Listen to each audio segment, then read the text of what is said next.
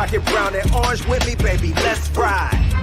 Represent the land, let them know, tell them, here we go, Brownies, here we go. Yeah, here we go.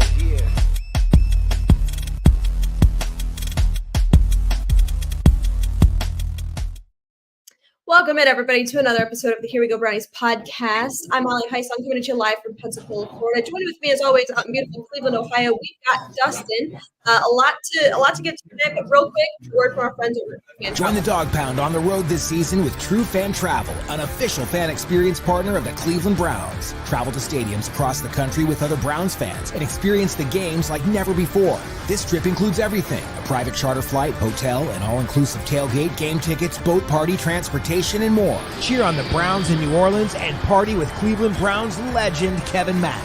Visit truefantravel.com today and reserve your ultimate Browns travel package. Dustin, how's it going? How you doing? Allie, we're out here in Lakewood, Ohio, just west of downtown Cleveland with Coach Gregg Williams. Will be joining us here in a couple minutes. And I think I'm finally over that loss on Sunday. It's kind of out of my system. I'm going to be getting on a plane going to Vegas.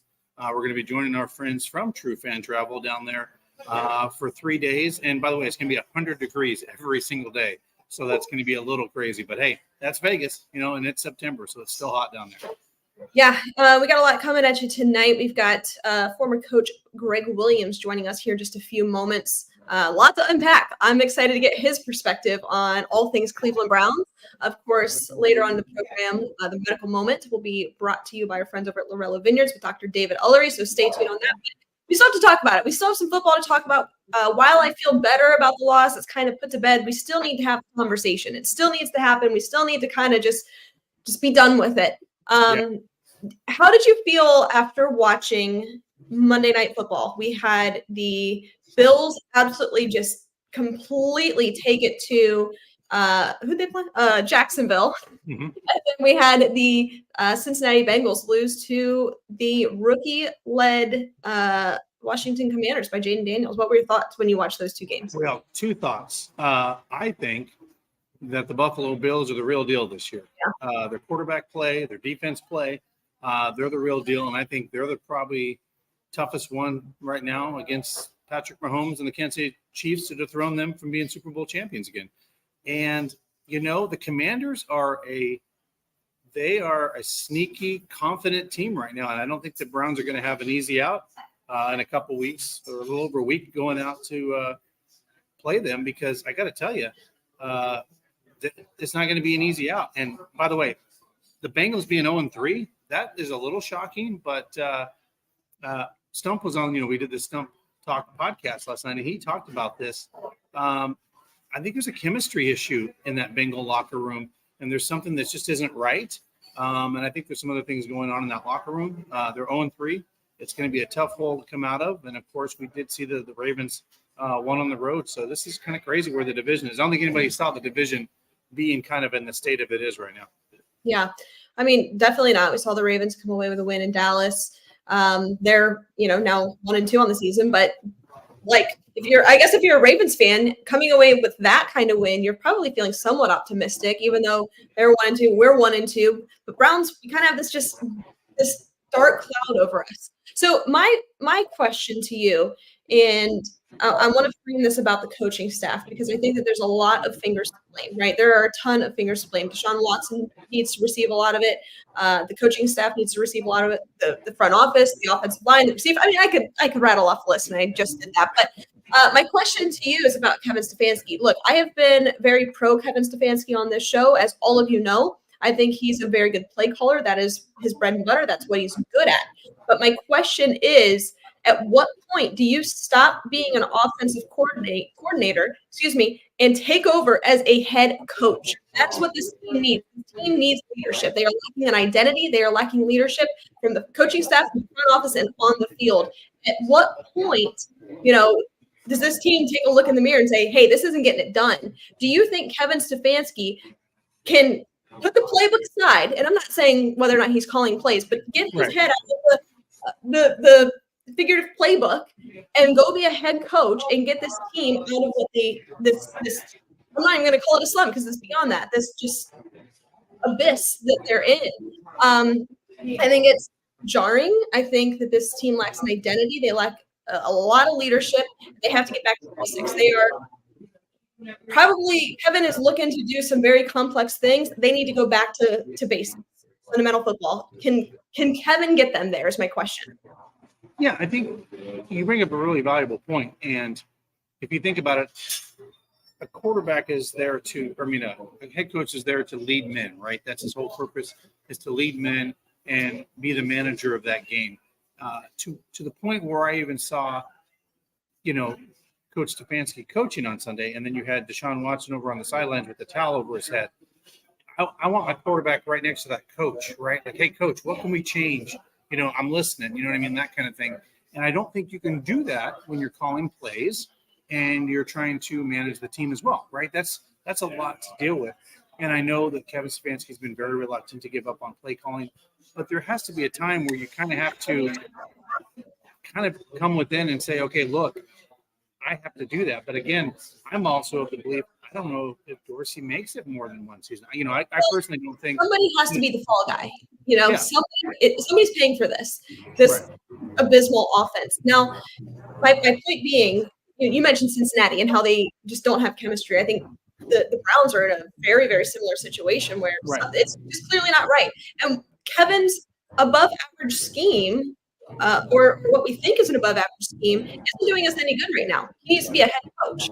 And I think I'm not calling for Kevin Stefanski to actually stop calling plays. I'm just calling for a step up in leadership across the board. Right. No, I agree. And you got to figure out at that point, does it have to wait till after the season's over, right? And then he just relinquishes that? Or do you say during the middle of the season, hey, I got to do this? But again, like I said, I don't know if Dorsey's going to survive this season based on the inept offense that's out there on the field right now. I just think that you're right. There's always a fall guy in that situation. Whether it's the offensive coordinator, general manager, head coach, quarterback. I mean, this offense is too good to be this bad, right? I mean, in a lot of ways, it's too good to be this bad. Somebody's going to have to take the fall. Now I will asterisk that with injuries, right? We got David Njoku and some of these other guys got some pretty big injuries. Now, once all these guys get healed and they're back and everybody's healthy, I think then we can really say, okay, what is this offense doing, right? What are we doing here, right? My pushback on that is, yes, I agree. Injuries play a role. We can't ignore that. But other teams are injured. The 49ers are injured. They're decimated. The Rams, the offensive line is decimated, but Matthew Stafford's still back there making plays. And he's out up and pooping Nakua. I mean, who's he throwing the ball to? He's still out there making plays. So, yes, injuries do play a part in this, but they shouldn't be the crutch. You've got too good of a team offensively and defensively, and even special teams. Let's throw that in there. You've got too good of a team to be this bad. Yeah, I agree. And, the offense is really the problem. And that was one thing that even Stump brought up on last night's show was literally, the defense is going to be fine, and the defense will probably win some football games for this team down the stretch. It's that offense that's just not clicking, and there's just something not right, and it needs to be fixed sooner than later. So I absolutely agree with that. Yeah. Guys, if you don't have stadium mustard in your kitchen this season, you're doing it wrong. The iconic brand, the iconic taste is beloved from ballparks to backyards and everywhere in between. Stadium mustard is a smooth brown mustard, rich in both taste and tradition. It is loved by millions. Be sure to head on over to stadiummustard.com to shop now. And Dustin, before we bring on our guests, why don't you tell our listeners about Lady Caroline Cruise Ship, and then we'll also talk about Greater Cleveland Aquarium.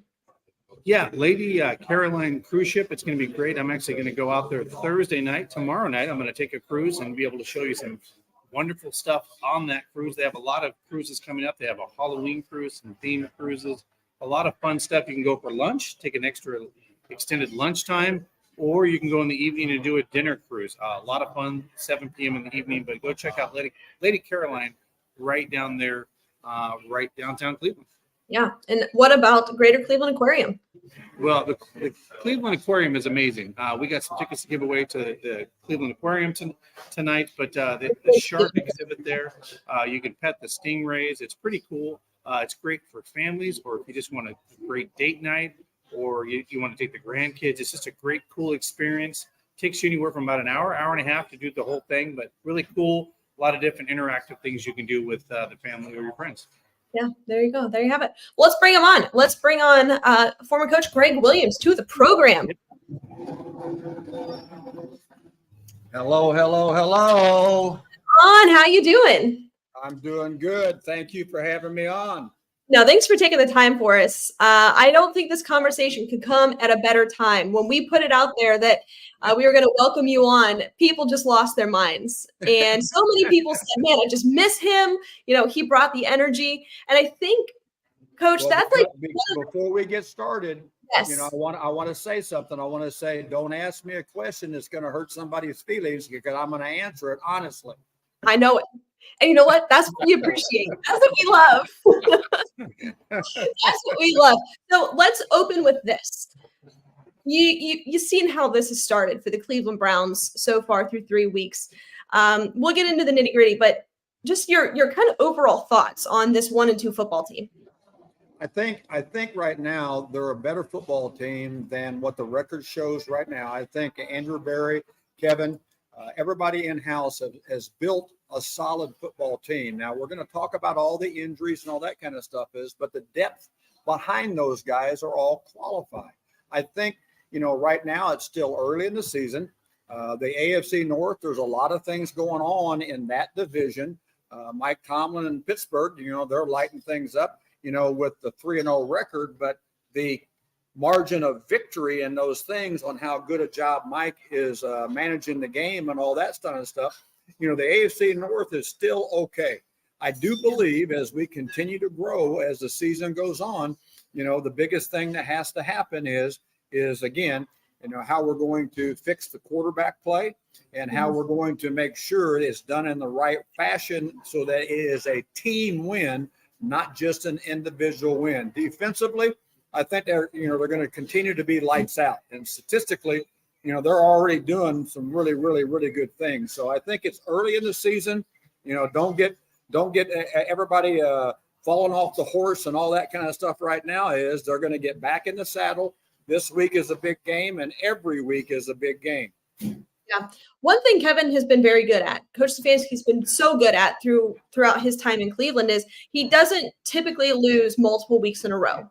Once they have a loss, they come back. They seem to be prepared from a coaching perspective. I want to get your opinion on this, or really if you can just paint the picture. When you do suffer a pretty big loss, an embarrassing loss like that, especially at home, what steps do you take throughout the week to kind of right the ship and not only get things looking right and kind of falling back to fundamentals, but also to relay that message to the players of, hey, like, you know, we still believe in you. This is still going to be okay. How do you manage that?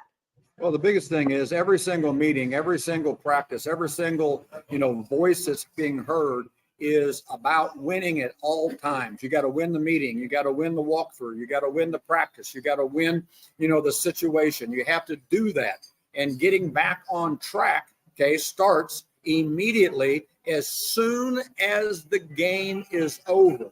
Now, let's talk about this real quick, and we can do it more, is that the mark of the championship teams are the ability of coaches and players to make changes during the game. And that's the number one thing that I've got to see start happening at a better rate here, is that adjustments that are taking place during the game. And as you see the teams that are out there already doing that, you know, and I think Mike Tomlin is one of those guys, you know, you're not going to surprise him with different things. He has the ability, okay, with his staff that have been together for quite a while, with the new Arthur Smith coming in. But I don't know if you know the stupid person that gave Arthur Smith his chance to coach first. His first coaching job was me, okay? But I love that Arthur is doing a good job managing the skill set of the players there at Pittsburgh. That's what has to happen here too. And I know Kevin does a good job with that, and it started as soon as they walked in the building today. Question for you, Coach. A lot has been made of this week of the defensive players going and celebrating, doing their hoopla and all that, while there's a huge penalty happening in the game and a costly penalty that would have made it 14-0. Does that drive you insane as a coach to see that? And how do you fix that to be like, look, it's not about, you know, celebrating. It's about, we got to fix it. It's important to have fun. It's important to celebrate. It's important to do all that type of stuff. And that was a big play. They probably they didn't even know the penalty occurred. Okay, probably. I don't know for a fact on that. But, one of the things, Jim Schwartz, who was an assistant with me too, and growing up in the league and all that kind of stuff, is that, he enjoys the fact that guys are celebrating on defense because it's a good defense now. Statistically, everything, they're a good defense. And he made some great adjustments at halftime on how they came out and played the second half. But that kind of stuff there with all the happy celebrations, you would have seen me down there with them and breaking all of them up and sending them up in the stands to sell beer. I got some of that. Ready to go. I mean, one thing that's apparent is, with this defense, they're where they need to be. They just haven't executed on some of these turnovers. When we go back to your time in Cleveland, that was one thing that was always a point of emphasis was the turnover. Now, these guys seem to be in the right positions. They're doing the right things. There's guys that are stepping up, like Ronnie Hickman, who is an undrafted free agent. He's playing really good football. And then Miles, you can't control how fast the quarterback gets rid of the ball. But in terms of actually generating these turnovers, do you think that that's something we're going to see start, as an uptick? And I guess another question on that is, were you specifically coaching to force the turnovers, or was that just because the guys were in the right place? Every single day, it's about find ball, see ball, get ball. Don't want to make a big time correction with you, but stop calling it turnovers. On defense, it's takeaways. We take the ball away. It's our ball, not your ball. It's our blade of grass. It's our stripe on the field.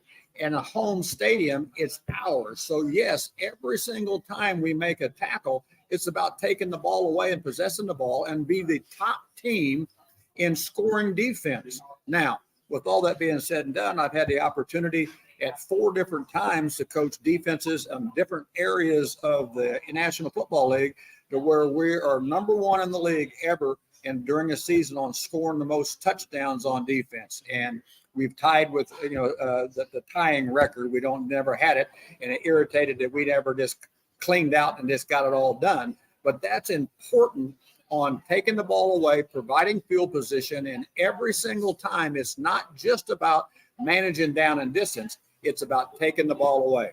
Go ahead, Dustin. Yeah. So, Greg, as we look at, like Ali was saying, we saw how the Schwartz adjusted in the second half against the Giants. You move on the road, and I asked Stump this question last night, and I think I'll ask you as well. When you have a huge loss like that at home, and the media is all on top of you, and all, they say they shut out the outside noise, but they don't, right? They hear some of it. Is it good to go on the road? Is it good to kind of get out of town and go on a road game where you can just focus on football and get back to the fundamentals and get that big road win? Is that sometimes it is, the other thing is that in professional sports, especially at the top of the world, if you get your feelings hurt because of those type of things, what makes you think that you're a tough guy inside the white lines? You have to be able to block that out. You have to be able to shut out noise, okay, so that your mind is dominant and looking another grown man in the eyes and making and imposing your will and doing what you're supposed to be doing in this game. Now, one of the things a lot of people don't realize is when you do go on the road and play, it is a situation to where there's more communication balance for the defense, because the home team crowd is taught not to be vocal to disrupt their own offense. So defensively, the communication that goes on, there is more communication verbally that goes on throughout eye contact, hand signals, and all that kind of stuff. And sometimes, okay, for some of these sensitive young men out there, socially entitled, maybe it is a chance to keep their mouth shut and not look on social media and go on the road and play better. Whatever it takes for you to play at the top of your game, that is your responsibility in professional sports. It's a great point. One thing that we were just talking about before you came on was leadership, and how this team right now seems to be lacking a little bit of an identity and lacking a little bit of leadership on the field. From what we can see anyways with the coaching staff, it's hard to tell. I mean, we're not out there. We don't know them. But my question to you is, what was it like going from being a coordinator to being thrust into the head coach position. Because what my point was, Kevin has been, an above average play caller in the NFL. He's been really good at it. That's been his bread and butter. But right now, this team needs some leadership. They need somebody to step up on every level. What was it like for you to take that jump? Well, the big thing is and it took a while to understand it. It took a while for, me to go to be the head coach of the Buffalo Bills. Learned a lot of things there, and a lot of the different things that were going on there is when the salary cap hit and all that kind of problems that were going there. But being a head coach, it's very, very, very difficult to be the play caller and be the head coach during that situation. I'm just letting you know, when I took over here in game 1 or game 2, I think it's game 1, is that I continued to call the plays. But you know what? I can't be the overall leader that needs to be made to be able to be offense, defense, special teams, and everything. You know what? You have your headset on. You can still assist in calling the plays, but you don't have to have the chart in your head and go on play to play to play. That's when I immediately turned the defensive coordinator play calling over to my son, Blake Williams, that was the linebacker coach and everything, and been a coordinator at the NFL and college levels and all that kind of stuff. And we played significantly better because the communication process from me that starts with me got better because I'm not overloading, the things that I'm in charge of. That is something. And again, it has to come from Kevin first. Kevin has to make that decision, and how you surround yourself with qualified people to do that job. But understand you're still involved in the headset and can override or be involved as much as you want to, but it gives you freedom to be the head coach. Mm-hmm. Yeah. Go ahead, Dustin. Coach, as you look, we talked about preparation, and this is a big, important game. What adjustments, like from the eyeball test that you watch, obviously you watch the Browns games on Sunday, if you're on that defensive side of the ball, Schwartz does a pretty good job of adjusting. What kind of glaring things on offense do you think that kind of need to be fixed? Obviously the offensive line and injuries, you can't control injuries in the National Football League, but just from a scheme on the offensive side of the ball, what just kind of steps out at you that that has to be fixed and cleaned up going into week 4 of the NFL? Well, and you guys have, anybody out there, fans and everything that sees the Come Get Some show that my son and I do, I've talked about these type of things. I'm going to simplify it as much as I can. Good quarterbacks doing their job, staying on time and being earlier on your release point, understanding where your plant feet are in the pocket and climbing the pocket, assist and helps offensive line that have inexperience, that have lack of talent, is that the quarterback controls that. And the biggest thing is I've seen a little bit of improvement week to week, but Sean has to stay on time, And you can't do that improvising stuff, especially with the injuries that he's fought through and all that type of thing. Stay on time. Be able to run the football and take your calculated shots down the field when you have a one-on-one type defense that's out there, and you can max protect with more play action pass and all that. Kevin does a good job with that. And you have to stay on time with 1, 2, 3, 1, 2, 3. Don't hold the ball when it's a read between 1 and 2, 1 and 2, 1 and 2. The number one thing that we did when I became the head coach here is that Baker Mayfield learned how to stay on time. And our first discussion when I became the head coach is that you need to understand, get rid of the football. And he did. And we went from being dead last in the league and sacks allowed and hits allowed on the quarterback to where we only gave up in 8 games, 2 sacks and 7 hits on the quarterback, because Baker learned how to do what Tom Brady, Peyton Manning, Eli Manning, Joe Montana, Warren Moon, all the legendary quarterbacks I've coached against, Jim Kelly. Jim Kelly made all those great offensive linemen up there better because he got rid of the ball too. Deshaun's holding the ball too long, and that's the number one thing that has to be corrected. And not only is he holding the ball, I mean, yes, that's the core of it, right? And I understand that the offensive line has its troubles right now, the inconsistencies. It's week 3, and we've got Joel Bitonio at left tackle. I know things aren't the way that they anticipated it to go so far in terms of the offensive line. But looking at the offense as a whole, obviously you don't have Nick Chubb out there. That changes things a lot. Nick, he's a great player, but do you think his greatness was really the mask of some of these issues, or are they just it's just one big ugly mess right now? Well, the big thing is that, again, commitment to running the football, commitment to the type of runs that your offensive line can do. Okay. And it doesn't have to just be one-on-one base blocking. You can do a lot of angle blocking, pulls of people to give you the correct angles and press downhill. And they got the backs they have are tough. They can be able to do that. And when Nick comes back, Nick has that special skill that now, if you're just a one-on-one tackler, he can bust you and bruise you and knock you over, or he can also make you whip. Some of the guys that are still there right now have a tough time running NFL defenders over and trucking them. But that identity and that attitude carries over throughout the whole team. And 10-play drive, 12-play drive, 16-play drives, those type of things, when you're possessing the ball, you're not turning it over on offense, allowing a takeaway on defense, okay?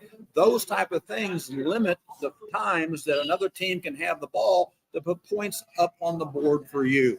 And those are the things that have to be done, is more situational awareness, okay? Running the football, establishing the line of scrimmage, not turning the ball over on offense, okay? And getting yourself in more created third down, shorter situations instead of always being in 1st and 10 incompletion, 2nd and 10 incompletion, and now you're in 3rd and 10, and you got to have a difficult play to beat the sticks on a 3rd and 10.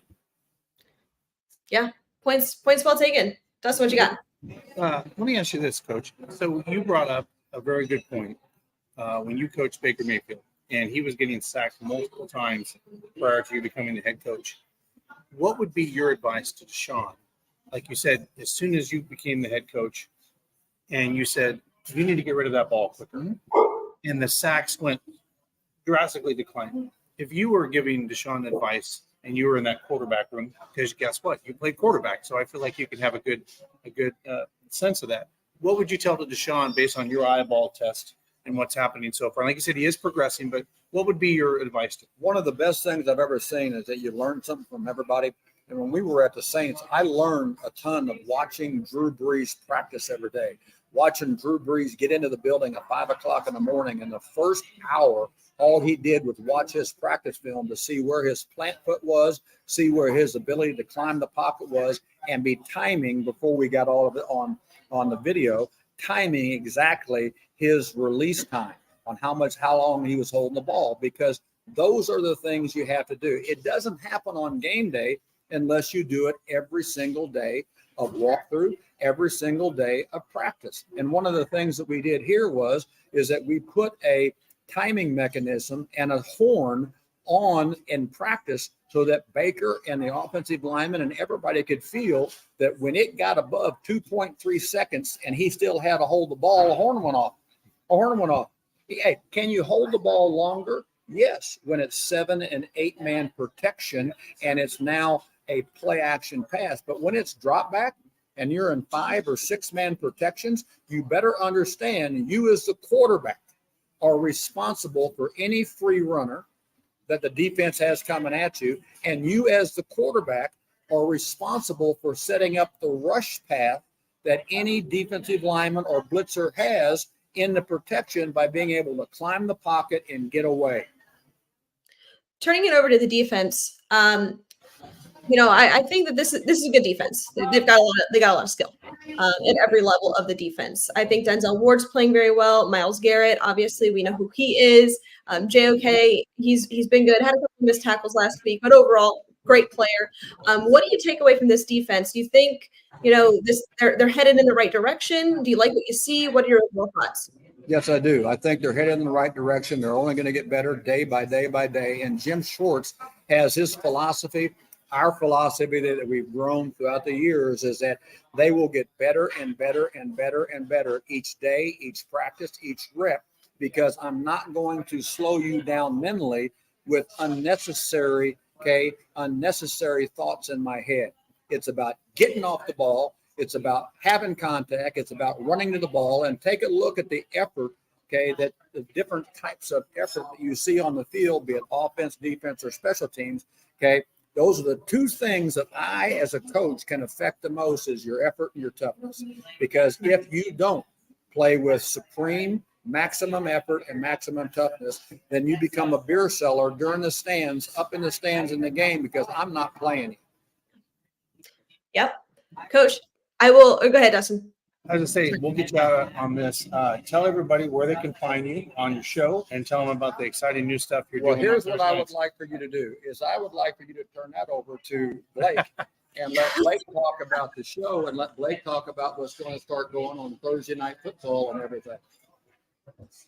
And so, yeah, turn it over to the real head coach. I thought we ran out of like tape, you know. You're a pain in my ass. I was sitting over there. I was like, oh no. She just asked him about leadership, and we're in a bourbon distillery. This may pedal downhill real fast. Good thing he's drinking Diet Coke. I know. Something stupid. But no, we've got really cool thing, starting, here on Thursday Night Football. So starting this week, tomorrow night, down at the Barley House, Cleveland, in the Grotto. They've been gracious enough to give us, kind of full reign of the place and do big time, watch parties and live simulcast. And so we'll have the camera, the whole setup, and the simulcast set up from the kind of the inner sanctum back in the Grotto, and doing this combination between, hey, not just a Manning cast, but in this really cool novel environment where you have this nightclub environment, hundreds of people in there doing that sort of thing. But then, and now you're back in this inner sanctum, cigars, bourbon, watching ball, Smoking people out, but talking other things, right? Talking Asking ball, questions. asking questions about the Browns or the game, or just other organic stuff that comes up, and try to produce a really cool live event, but then a really cool piece of content as well too for people that can't be there. That's a little bit different from. We've seen the Barstool simulcast. We've seen the Manning simulcast, but nothing quite like this. And so it's starting tomorrow night, Thursday Night Football, at Barley House in Grotto, Cleveland. And the idea is to keep doing that every Thursday night. And hopefully, the Browns can get things turned around, as we talked about, because the Steelers come to town on Thursday Night Football in November. If we get this thing built up pretty big down there, that could be a very big, huge simulcast and block party. Shut the whole block down, for that game. But we got to get chasing them in the win column. Yeah. This, and one other thing too is you want to tell them about the Hall of Framers, the big thing there. Okay, Yep. And we'll do that later. Yep. And then also, where can they find your show? Come get some. You can find it on really the big thing. The easiest way to do it is we've got our Big Play app now, and so iOS, Roku TV, Android, Apple TV, and Bally's. Yep. But download the Big Play app. That's where all of our stuff sits and our interviews sit. But you can find us on all social media: Twitter, IG, Facebook, YouTube, you name it. The simulcast will be going, live via all those platforms, YouTube, and Twitter, and our streaming app, Big Play streaming app. And what day do you release your show every week? We release the show. The show goes on Bally's on Tuesday, and then replays about 5 or 6 times throughout the week. The TV show. Now the Thursday Night Football will go out, and we are getting ready to probably start another live simulcast show. Now that we've kind of gotten blessed to do. You see all the stuff that's going on now with the kind of being able to use, at least if you're doing it on YouTube, because of the new partnership, right, with them getting Sunday Ticket. And so you see all the Bill Belichick's or Peyton Manning's, Chris Long's of the world. Everybody's using, being able to use the All-22 film on YouTube and John Gruden. John Gruden, and do kind of coaching, kind of segments off of the film. I think G-Dub and I are going to start doing that too, maybe on Tuesdays, and try to review not just Browns film, but go throughout the entire league, and actually show, clips and why this happened, what this means, That's awesome. All those type of things. Yeah. Yes, we will put that in the chat. We've got a couple of questions here. We'll put that in the chat. I know people are eager to see that. I'm eager to see that. Just learn a little bit. You guys got me all pumped up, motivated. This has been great, and we appreciate it so much. I will put in the comments where to find their show. James, we'll put that in there because sounds pretty cool. Sounds pretty cool to me. But Dustin, what else you got? Anything else? No, I think, Allie, we can do the medical minute now. We got a lot of injuries to talk about. Oh yeah, maybe a medical half hour. Medical 3 We weeks. may get more live updates as we're doing the medical minute that more people have been injured. Perfect. Well, thank you guys so much. We appreciate it. Yeah. Thank you very much, Alex. All right, let's go ahead and move over to the medical minute. This is going to be brought to you by our friends over at Lorello Vineyards. Here we go, Brownies. Here we go. Woof, woof. Hello, welcome to Lorello Vineyards, Larry and Kim Lorello. We have a beautiful Here We Go Brownies wine that we would like to offer to you this season as we did last season. We have several other award-winning wines, lovely entertainment and events coming this summer. So come and see us, wine a bit, you'll feel better. Yeah, I'm looking forward to seeing you at the Muni lot this fall. Go Browns. All right, let's bring him on. Dr. David Ullery to the program. David, what's going on? How we feeling? Allie and Dustin, feeling good. A little anxious about this hurricane coming through, but otherwise feeling very good. Yeah, that's why I have this beer, because right before we went on, I was feeling the pressure. We got the show coming on. I'm on the phone. I'm doing some work. We got the hurricane coming. We're traveling tomorrow. So he's like, "Do you want a beer?" And I said, "Yeah, I need a beer. I need a beer today." So are you going to be okay where you guys are at? Yeah. Well, we're actually not going to be here. Our initial plan was we're supposed to be in Ohio tomorrow. Well, we will be in Ohio tomorrow to get our marriage license. So we were going to be flying out of Destin. Yes, it's very important. We were going to be flying out of Destin, but that's not going to happen. So we are throwing all the dogs in the car and. Oh my gosh. You're gonna oh my god. Well, there you go. That'll be fun. Well, so obviously we were going to have somebody watch the dogs, but they have such anxiety. We just feel better if we can take them with us, because we're definitely gonna feel the storm here. Is that a 12-hour drive? Yeah. 12 hours. So you can obviously spend the night somewhere along the way, and then the next day going. Wow. No, we're not. We're going all the way. Yeah, because I have to be there first thing Friday morning. So. Oh, to do the marriage certificate? Yeah, we got some appointments we've got to make. So Okay. yeah. And that's in Columbus. Yes. You have to do that in Columbus or wherever you're being married, whatever county you're being married in, I'm assuming. That's correct. But yeah, David, we can have a whole show if you want to. I think now going forward, we should just have the Dr. Ullery. He can have his own podcast, honestly. I mean, and strictly just for the Browns. I don't even need to do it for any other team in the NFL. The Browns keep providing plenty of content to podcast on with injuries. So with that, David, I'm not even going to ask you what you want to talk about, because we just got to talk about it. So I'm going to turn it over to you. Just roll on through. Yeah, probably the one that's most impactful or most important that's new would be Wyatt Teller. He unfortunately was injured in the game on Sunday. I don't know if everybody saw it or not, but he was rolled up by Dewan. It was on a kick attempt. He was playing over at right guard, and Dewan got pushed back into him, rolled up on him, and kind of bent his knee the wrong way. We're all too familiar with knees going the wrong way with this team, unfortunately. And turns out he sprained his MCL. The MCL is the medial collateral ligament of the knee. It's the ligament on the inside of the knee that prevents your knee from going out this way or bending to the side. And so, fairly common in football players, especially linemen. They get rolled up on all the time, and so you can see it get injured.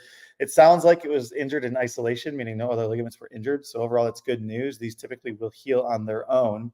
But as we've seen, he was placed on the IR, so he's out for at least 4 weeks. So what that tells me is this is probably a grade 2, if not a grade 3 injury.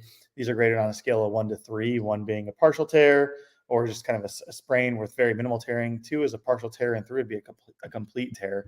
What we know is that typically with grade 2 injuries, these usually can return to play after 2 to 4 weeks.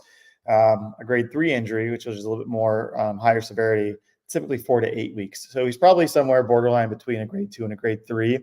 The good news currently is it doesn't seem to be surgical. They're not saying he's going to need surgery. They say that he should return. So hopefully end of October, early November, we can see him off the IR and back on the field. But certainly that plays a big role in the shuffling of the offensive line. And it's not great, especially based on how things went Sunday. Yeah, definitely. And then, like I said, it was when we were talking to Coach Gregg Williams there, it's week well, now going into week 4, and we had Joel Bitonio at left tackle. We saw Jed went down. I mean, it's just offensive line musical chairs every single season, it seems. Yeah, and Allie and I we were talking about this on Sunday. It gets really hard to create any sort of chemistry, momentum, or rhythm between the players amongst the group. I mean, the offensive line plays as a unit. Sure, it's 5 individual positions, or interior and tackles, however you want to look at it. At the end of the day, they play as a unit. It's a 5-man group. I mean, when they go through training camp, especially in college, but in the pros too, these guys, I mean, they eat together, they sleep together, they breathe together. Like, these guys are a single unit. And so not having that cohesion and that regularity, it's really difficult. I mean, the center is the quarterback of the offensive line, and they're the one kind of calling out the coverages, calling out blitzes, saying, which way we got to slide or where we got to protect.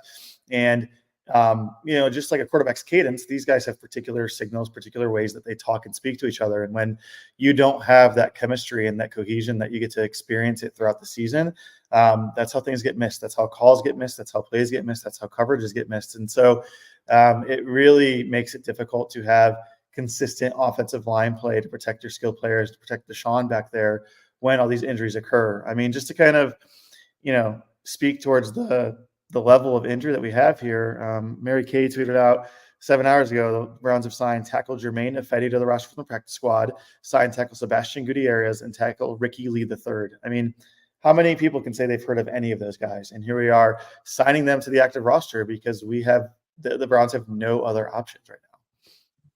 Tough. Yeah. Tough. It is week 4 in the NFL. Question, David. A lot has been made of the MRIs and stuff that obviously we know how tough Myles Garrett is as a player.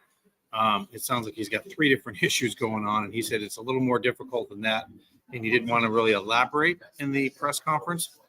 But it seems like it's just one of those things that he's just going to have to play through, and whatever's going on with his feet or whatever, based on what you're seeing through the tea leaves, what's being put out there, at least from the organization. What's your thoughts on kind of what Myles is dealing with? And is that something that he technically can play through with some rest, taking practices off? We know he took some practices off this week and didn't play out there, but just want to get your opinion on that. Is that something that he can kind of weather through the season? And, what are your thoughts on that? Yeah, it's a little interesting to try and figure out, or kind of read between the lines in terms of what is going on with Myles. They mentioned it even before last week's or before Sunday's game that he's got some lingering feet issues that seem to be potentially from a procedure he had as a child or even a baby, and so I don't have a great explanation for it. I don't like to speculate on it too much. I mean, one thought that crept in my head could be he could have had a condition called clubfoot when you're a toddler, or I guess a baby, I should say, which is just it's the packaging problem. When you're packaged in the uterus, your feet are bent the wrong way, and so they come out, and your feet kind of look like clubs, like golf clubs. And so what you end up doing is going through a series of casts and splints as an infant, and ultimately the very last step is to have a surgery to release a tight ligament or a tight tendon. Could it be a downstream effect of that? I mean, yeah, I guess potentially. He had an MRI done, and for the internet, the MRI came back clean, and so there really isn't any acute injury or inflammation necessarily that's going on. And so what it sounds like to me is it's more of a structural problem that probably causes some fatigue and pain in his feet, and it's something that maybe inserts or stretching or taping isn't really going to correct long term. And so there was some sort of suggestion of a procedure in the off season or when time allows to correct this. Again, I don't know.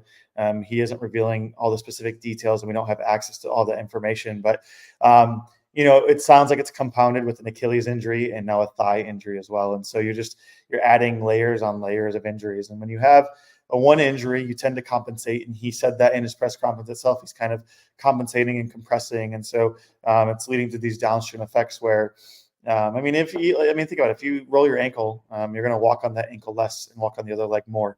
And if that happens repeatedly over a season or over a lifetime or a career, it's going to have lingering or long-lasting effects on that leg that you're utilizing more, just because it's taken more of the pressure, more of the brunt of the weight, just a lot of different things. And so you're going to see him limited in practice a lot, I think, while he's battling through this. And I think that's okay. I think it sounds like something that he can kind of recover throughout the week from and then get back to playing. But he's also, as you said, kind of a freak, kind of a superhuman, and can really play through a lot more pain than I think most people can or will tolerate. And so it sounds like it might be a season-long problem where it comes and goes, kind of waxes and wanes, but hopefully he can at least get the Achilles and thigh problem healed up so that it's just the feet that are an issue. But I think we're going to hear about it most of this season, I would anticipate. Yeah.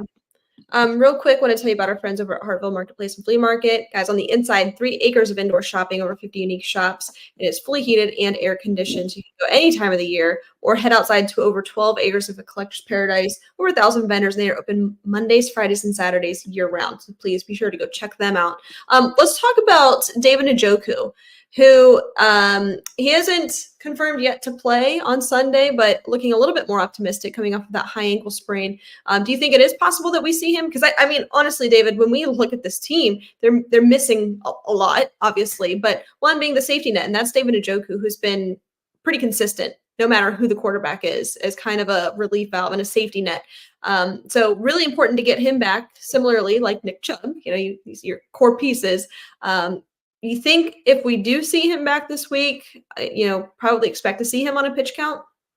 Yeah, I think we can. I think there's some room for hope or optimism that he's going to play this week. But I think you're exactly right. I think if he does, he's going to split a little bit more with Akins than he normally would, and maybe see him, more in a limited role, more in a passing type situation, and maybe not as much blocking where there's a higher risk of injury. Just because, yes, it's important we get him back just to have another weapon, but also you got to think about longevity and protecting these guys for the rest of the season.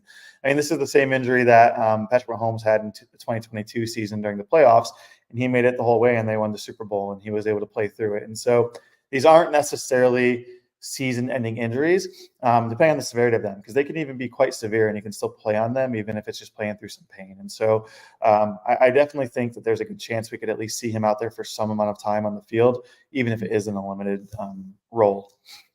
Oh, man. I feel like we could just go on and on and on and on. Who else we need to talk about? Well, this has been an ongoing conversation, but just of note, at least today, Jack Conklin still has not practiced because of that hamstring injury. And so while we deal with the news of Teller being on the IR for 4 weeks, we still have to also battle our tackles still being injured and not at their full potential. Along with that, Jedrick Wills also did not practice. And so you hope that these are rest days more than they are injury-related days. But at this point, I am not holding out hope to think that these are just so that they can rest, because these guys need reps, these guys need practice, and they're not getting it right now. No, and it's clear, it's evident that one of the reasons for all of the dysfunction surrounding this team right now is just a lack of chemistry, a lack of reps, a lack of just a lot of things, and not having those real-time reps and being available during not only this part of the season, but into the preseason as well has made such a big impact on what this offense is currently. Is that Jiffy? Does he need to say something? Yeah, he, the minute I came on, he decided to make an appearance. So I'm just battling him this whole time. I guess one other player just to touch on is Jerome Ford. He did not practice today, and neither did Pierre Strong. And so already weak, or already lacking depth at running back in practice today. That continues. There isn't much out there beyond it's just a knee injury. It's not really clear if it's going to be enough to keep him out of the game against Las Vegas this week. Hopefully today is just a bit of a rest day, kind of let him heal and recover, and it's just more of a precautionary thing, but just something to keep an eye on with the running back room. Jerome Ford did not practice today. Now, I know we did talk about Myles Garrett, but I want to bring this back up real quick. Our friend James here in the comments. What do you make of him, playing injured? Admires his heart, but wants him to take a little bit of time to rest. Do you think that if he did take a couple of weeks to rest, that would make an impact down the stretch of the season? Or is this just something that's kind of probably be a lingering thing all season and just kind of deal with it? Yeah, I think from an Achilles and thigh standpoint, he probably has a thigh contusion. His Achilles probably got some also bruising or even some tendonitis, kind of like CMC, although obviously not as severe. Those things certainly with time off would heal. Those are soft tissue injuries that can be played through if they're not too severe. So that's kind of those are really case by case basis. When it comes to the foot problem, again, I don't know specifically what it is, but again, the MRIs came back clear. So I'm guessing it's some sort of more structural issue than it is an acute injury. And so that may be he always has pain, and there's no way that time's going to heal it. And so if it's not something where playing through it's going to make it worse, it's not like, the end of the world to keep playing on it. But I totally understand the concern there. I mean, we definitely would rather have him down the stretch if there's going to be potential for divisional or playoff implications. And, missing him short-term on the front end to have him long-term on the back end is definitely the right decision to make. But I think, if, there's always the players' desires and intentions to say they're going to play through pain and injuries, but then the coaching and the medical staff's decision-making. And so if it's truly something that's going to potentially worsen or become catastrophic, if he continues to play through it, at the end of the day, they have every right to hold him out of the game and tell him he's not playing. And so, it may just be kind of his stubbornness or his just drive. But I think at the end of the day that you can hopefully rely on the coaches and the player to make the right decision if it's going to have a long-term impact on his ability to keep playing. Oh, brother. This is fun to talk about week 4, isn't it, David? I know we've kept you busy the last two seasons so far and into this season. Well, it was the perfect time to start this segment, I guess. Yes, it really. We'll have a celebration when Nick Chubb comes back that we can take him off of that list. That's right. Of the injuries, and because I think we've been talking ad nauseum about Nick Chubb, but it'll be nice to not talk about Nick Chubb and more in a healthy aspect instead of being on the bench. So Absolutely. All right, David, we appreciate it. Thank you for joining. Go Browns. Go Browns. Thanks, guys. That is Dr. David Ullery. We want to give a shout out to our friends over at Believeland Landscaping, snow removal, and pressure washing. Guys, they can transform your outdoor space into a breathtaking oasis. They serve the Northeast Ohio area, and they've been doing that for over 4 years. So we know winter is coming. Be sure to go check them out for your snow removal as well as your landscaping and pressure washing needs. Dustin, why don't you tell our listeners about our friends over at City Barbecue? City Barbecue, guys, today they have their 25th anniversary special, if you can believe that. It was throwback pricing today, full slab of ribs, $19.99, and they had pulled pork, smoked sausage, or turkey for $4.95. But that doesn't mean you can't go any other day. 6 Northeast Ohio locations to serve you. City Barbecue, it's amazing. I love barbecue. Who doesn't love barbecue? But you can do some party packs for your game days on Saturday for that big college game, if it's Ohio State or whatever team that you're rooting for on Saturday, maybe in Boise State. Or Sunday when you're rooting on your Browns or whatever your NFL team. But Al, you know what I'm really excited about? Boise State Broncos cracked the top 25. They're in the top 25. They are going to be a force to be reckoned with. We're going to be having some conversations this offseason about that running back and how he may be a good fit for this team. So more to come on that. Yeah. Before we turn it over to the NFL, I want to give a shout out to our friends at 5 Iron Golf. So, guys, this is where golf becomes inclusive. It's golf for everybody of all sizes and ages, no matter your skill level. Whether you are Tiger Woods himself or you're just picking up golf for the first time, you can head on over to 5 Iron Golf, join in on one of their bays. You can play different courses, get some drinks, get some food, do it all. It's an inclusive way to enjoy the game. Okay. What's really cool about that, Allie, every Wednesday night is ladies' night, free 5 to 8 p.m. for ladies. If you bring a gentleman with you, you're both half off at that point, right? 50% off. And then any day, any time of the day, if you use code Brownie40, that's right, Brownie40, you get 40% off your hourly rental there. So it's like half off. So why wouldn't you go play golf and enjoy that? And, as much as we hate to say it, winter will be here soon. You can't be on the golf course anymore. So what do you got to do, Allie? You got to go indoors and work on that game. And what a better time to go to 5 Iron Golf in downtown Cleveland. Yeah, that's true. That's what you got to do. Okay, let's turn it over to the NFL. We got some things to talk about that happened this past week. And of course, we are going to go through our games. Let's just kick it off with what happened in the NFL this past week. Sam Darnold. Who would have thought? 17 to 20 for 4 touchdowns. The reincarnation of Sam. I'm telling you. Tell you what. Hey, you ready for this? I don't know if it's a hot take. Sam Darnold is going to the playoffs. Sam Darnold is going to the playoffs. I don't think that's a hot take. No, I think that is, well, it's a little steamy. but I wouldn't say it's hot. But Stan Darnold. If the Vikings were in the AFC, I'd say that's a hot take. But NFC, they've got a little bit of a path there. Yeah. Jaden Daniels, he went 21 of 23 for 254, 2 touchdowns. I mean, he looked awesome. He completed 91% of his passes. Andy Dalton, which I think a lot of us probably forgot that he was still an active player. I thought he retired. He had a resurgence here, 26 of 38, 3 touchdowns, no interceptions. Aaron Rodgers looked pretty good. He looked great, 27 of 35, 2 touchdowns. But we've got to talk about the AFC North. The Ravens beat Dallas. So we have no idea who the Dallas Cowboys are. Not a clue. Pittsburgh is 3-0. I mean, at this point, you cannot play Russell Wilson when he's available. You have to stick with Justin Fields, who's been playing really good. Here's a great thing. We talked about, would we see Justin Fields by the bye week? Well, screw that. He's playing. He's the starter. I don't think you bench him unless you have a reason to bench him. Yeah. Yes, it would be funny if the Panthers beat the Bengals this week. I wouldn't put it past them.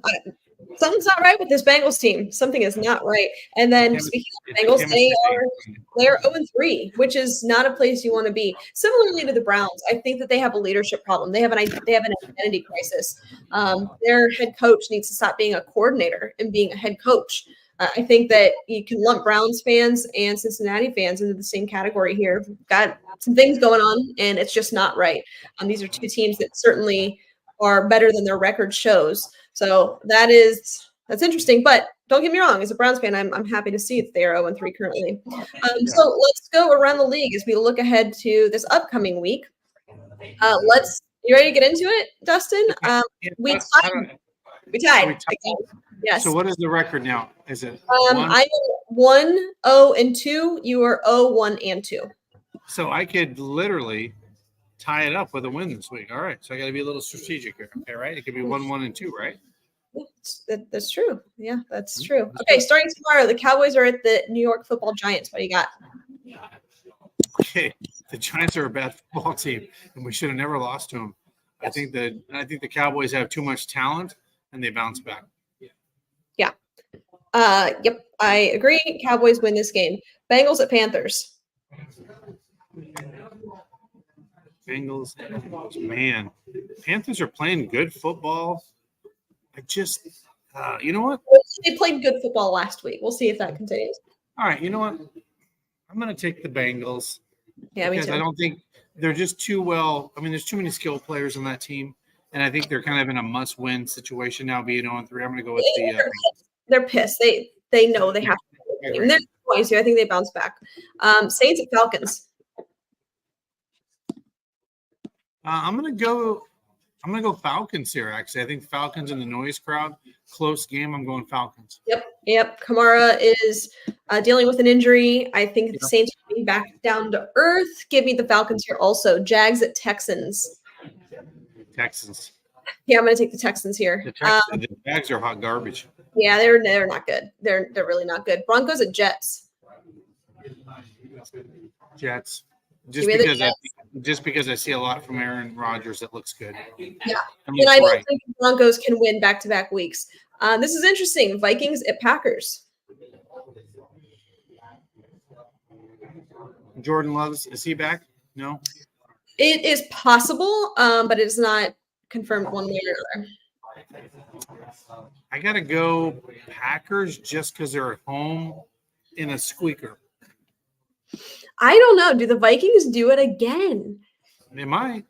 I'm gonna take the Packers. I'm gonna take the Vikings. I'm gonna do it. I'm gonna ride the hype train here, and I'm gonna take the Vikings. But I do agree with you that if Jordan Love is back, the outcome will likely be different, especially at home.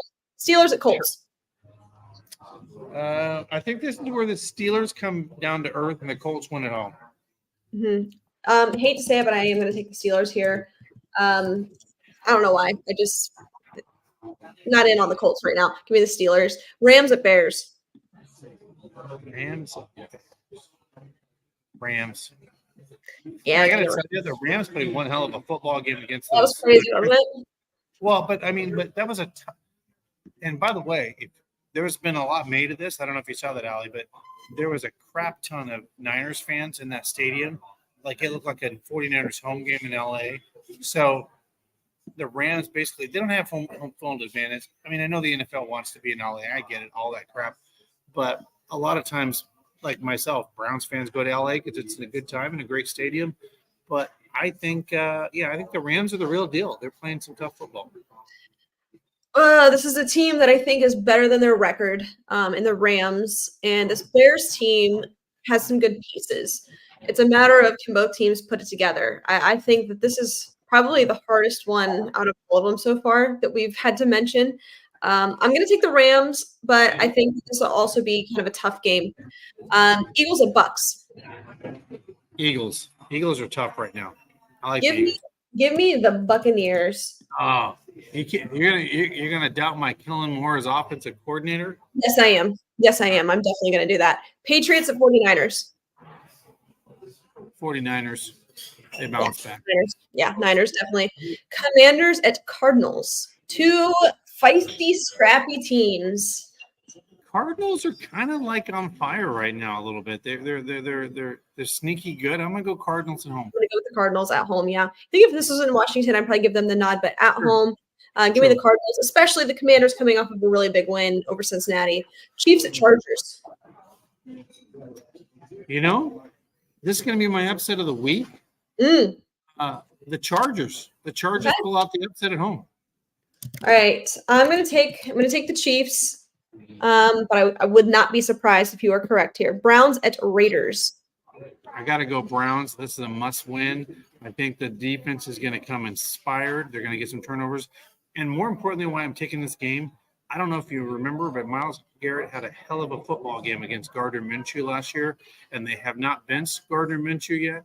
So let's have some Myles Garrett coming out party in Las Vegas. Yeah, I think so. Bills at Ravens. This is going to be such a good football game. Screw the Ravens. Bills are the real deal. This football team is scary to me. They're playing with confidence. They have that swagger like the Chiefs do at times now, or have in the past. Give me the Bills on the road to beat the Raiders. And by the way, if the Raiders can go into freaking Baltimore, sure as hell can the Bills go in there. Give me the Bills. Oh, man, on prime time, I think this is going to be high scoring. I like the Ravens defense better than the Bills defense. It's a matter of which offense do I like better. I don't think either team has elite receivers. I think they both can run the football. Man, I'm going to go with the Ravens. I think this is where the Bills are upset here. Actually, I don't know if it's upset, but I think the Bills lose. Give me the Ravens. Yeah, give me the Ravens. But I think it's gonna be a ton of fun in this football game. Titans at Dolphins are Monday Night Football. Who's the quarterback for the Dolphins? It was Skylar Thompson, and then they brought in Tim Boyle. So give me the Titans. The Miami Dolphins are a hot mess. Give me the Titans. Give me the Titans. I agree. And then Monday night, Seahawks at Lions. Okay. We had Sean Alexander on last night for the Stump Talk podcast. That was amazing. He was a great interview. Give me the Seahawks. Seahawks are the real deal right now. So it's in Detroit, prime time. Oh, sorry. It's in Detroit. Sorry. It's in Detroit. I know. If this was in Seattle, I'd probably take. Sorry. Pump up. Give me the Lions. Sorry. I agree with that. Give me the Lions. Okay, that's what we got. Dustin, before we wrap, real quick, why don't you tell our listeners much? Yeah, Teresa's Pizza Guy. If you haven't had it, it's great. Check them out in Mayfield Heights, in University Heights since 1969. It's how we do pizza in Cleveland. Check them out. Great pizza. Great for your game day festivities. Great for your college game day festivities. But check them out. Teresa's Pizza, right here in the greater Cleveland area. But Allie, I am 48 hours from go time to Las Vegas, Nevada. Hoping I see a win down there. This team's got to get it right. I'm going to leave our audience with this. Stump Mitchell said something very interesting last night on the podcast. These players need to look themselves in the mirror. and figure out who they want to be for the rest of the season. They're 1-2. They got to figure it out. And I'm just hoping. He even said they need to have a players-only meeting. And I mean, it's week 4, but maybe it's time where these guys kind of just say the coaches aren't in this room, and the only ones that are going to win these games for us is us. Maybe it's time that they internally look in the mirror and say, who are we going to be? And we have a lot of aspirations this season. We need to go out and do it. Yeah. Crazy to think it's going into week 4, and that's where we're at. But the good news is it's still so early. It's still so early. So much can happen this season. I don't think that we are, as fans, going to sit back the rest of the season and just watch an abysmal football team. I don't think that's going to happen. Too much pride in these players. Right. Yes. Now, I'm not saying, and I'm not comfortable saying that this is a deep playoff run team, let alone a playoff team from what I've seen yet. But I think we will see better football, and I think we get that on Sunday. I really do. I agree with that too, and I hope so, because they need to be. Yeah, we'll see. All right, Dustin, any closing thoughts as we wrap up on a beautiful Wednesday evening? Let's get our guys healthy. Let's have a win on Sunday. Go Browns. Go Browns. All right, thanks everybody for tuning in. We appreciate you. Stay safe, stay healthy, and as always, Browns fans,